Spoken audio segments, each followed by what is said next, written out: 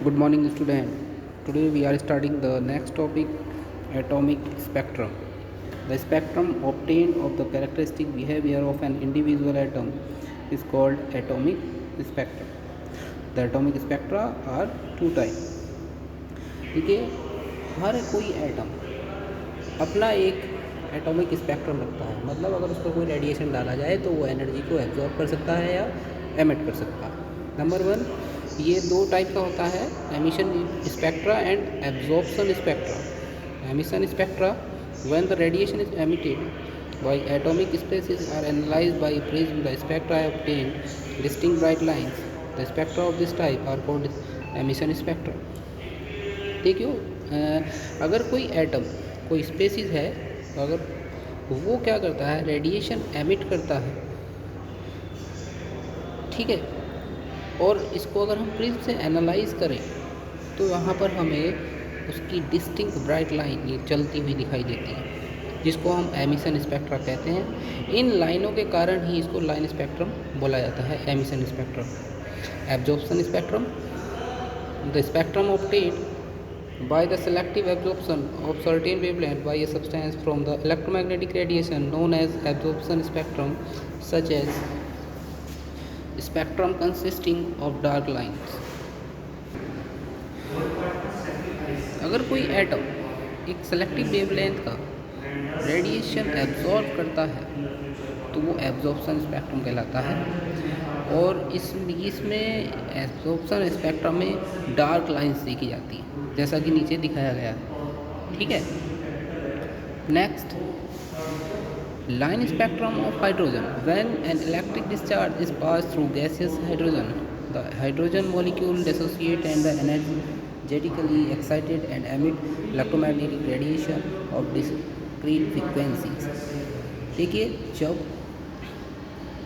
Hydrogen gas के molecule से electricity pass कराई जाती है तो वो एनर्जेटिकली एक्साइटेड हो जाता है और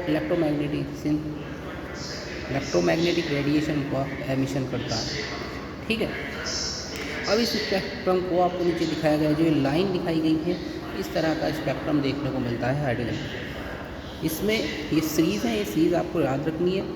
ठीक है, पहली है Lyman series, Balmer series, Paschen series, bracket series, और इसको बोलते हैं फुन सीरीज़। पी साइलेंट होता है इसमें। ये किस किस रीजन में आती हैं, ये भी है, लाइमन सीरीज़ यूवी रीजन में है, बामर सीरीज़ विजिबल रीजन में होती है, और बाकी सारी की सीरीज़ आईआर रीजन में पाई जाती है, यानी कि इस रीजन में देखने को मिलेंगी, वरना तो नहीं मिलेगी। ठीक है, अब बामर ने 1885 में एक्सपेरिमेंट के थ्रू एक वेव नंबर में लाइमन सीरीज़ कैलकुलेट की, इसकी वैल्यू थी wave number nu bar is equal to 109677, और ब्रैकेट में है 1/2² - 1/n² centimetre inverse, where n is an integral equal to और ग्रेटर देन 3 और मोर। ठीक है, यहाँ पर n की वैल्यू 3 या 3 से ज़्यादा होती है। बामर ने 1885 में एक्सपेरिमेंटली ऑब्जर्व किया इन लाइनों, और उन्होंने सबसे पहली लाइन जो देखी वो मिली उनको बामर सीरीज़। ठीक है, इसको उन्होंने अपने नाम से जो है उसका नाम रख दिया। ठीक है, नेक्स्ट, अब जॉन रिडवर्क्स आए, उन्होंने क्या किया, सभी ऑल सीरीज़ को वेव नंबर कैलकुलेट करने के लिए एक यूनिवर्सल फार्मूला बना दिया, nu bar is equal to 109677, और 1/n1² - 1/n2² सेंटीमीटर इन्वर्स में है, जहाँ पर n2 की वैल्यू n1 से ज़्यादा होनी चाहिए। ठीक है, जहाँ पर 109677 सेंटीमीटर इन्वर्स रिडवर्क कांस्टेंट है, ये वैल्यू आपको याद रखनी है। नेक्स्ट चलते हैं, double behaviour of matter. De Broglie suggested that all material objects show a dual nature. Every object which possesses mass and velocity behave both as particle as wave. De Broglie ने कहा कि जो matter होता है वो दो तरह का बिहेवियर शो करता है, यानी कि कोई पार्टिकल जिसमें मास है और वो इसमें और वेलोसिटी है तो पार्टिकल नेचर भी शो करेगा और वेव नेचर भी शो करेगा। ठीक है, अकॉर्डिंग टू डी ब्रॉगली, अगर वेवलेंथ लैम्डा, किसी पार्टिकल की वेवलेंथ लैम्डा हो तो उसका mass m, moving the frequency velocity v हो, तो तब डी ब्रोगली ने इक्वेशन दी lambda is equal to H upon M V. ठीक है, जहाँ पर लैम्डा है वेवलेंथ रेडिएशन की। नेक्स्ट चलते हैं Heisenberg uncertainty principle. Heisenberg uncertainty principle क्या था? It's state that it is impossible to determine simultaneously the exact position and exact momentum of an electron। ठीक है, यानी कि इसमें ये कहा गया हाइजेनबर्ग ने, इस प्रिंसिपल के अकॉर्डिंग ये था कि इलेक्ट्रॉन की एग्जैक्ट पोजीशन और एग्जैक्ट मोमेंटम साइमल्टेनियसली कैलकुलेट करना इम्पॉसिबल है, स्टेट यानी कि उसकी स्टडी करना इम्पॉसिबल है। मैथमेटिकल एक्सप्रेशन आपको याद रखना है delta X into delta P X और greater than equal H upon 4 pi. ठीक है, और पी एक्स को हमने एम बी एक्स में भी कन्वर्ट कर सकते हैं, जहाँ पर डेल्टा एक्स है uncertainty in position and delta P x is uncertainty in momentum. ये आपको याद रखना है, बहुत इंपॉर्टेंट रूल है। नेक्स्ट चलते हैं Bohr model for hydrogen atom. Bohr model for hydrogen atom is based on the following postulates. Number 1, the electron in the hydrogen atom can move around the nucleus in a circular path of fixed radius and energy. These paths are called orbit.